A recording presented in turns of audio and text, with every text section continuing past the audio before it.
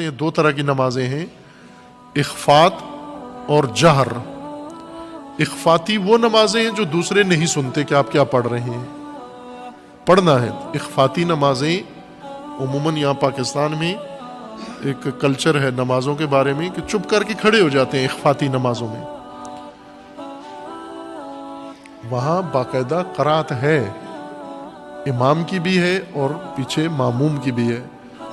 اخفاتی نمازوں میں حمد و سورہ امام پڑھے گا، آپ نہ پڑھیں، پیچھے جو کھڑے ہوئے ہیں، لیکن باقی سارے اذکار پڑھنے ہیں۔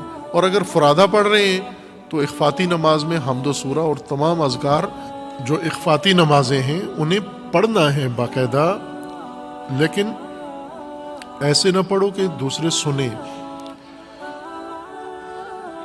جہر باقاعدہ آواز نکال کے پڑھنا جس کو دوسرے بھی سنیں، آپ کے دائیں بائیں، آہستہ پڑھیں یا بلند پڑھیں، دونوں جہر ہیں۔ جہر یعنی برملا کر کے پڑھنا، آپ کی پڑھائی دوسرے سن سکیں، اس طرح سے پڑھنا۔ اور یہ بھی نمازوں میں عموماً مردوں کے لیے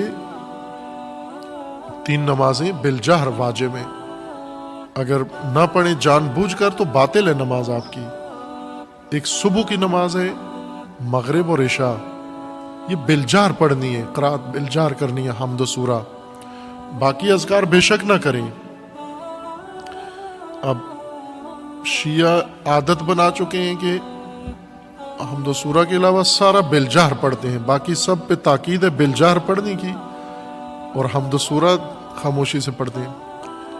حمد و سورہ ان 3 نمازوں کی بلند آواز سے، یعنی جہر سے مراد کہ اس طرح سے پڑھیں کہ دوسرے سن سکیں۔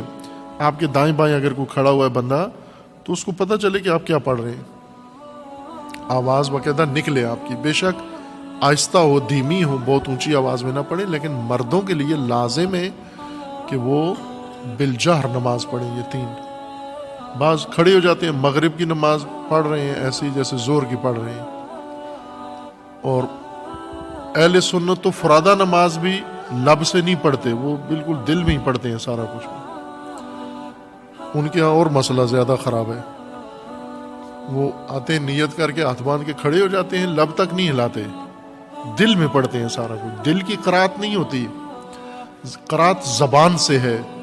زبان سے قرات کرنا 2 طرح سے ہے، یا آواز نکال کے یا آواز نکالے بغیر، اس طرح سے قرات کرنی ہے۔ ایک کو اخفات کہتے ہیں جو دوسروں کو سنائی نہ دے، اور ایک کو بالجہر کہتے ہیں جو دوسروں کو بھی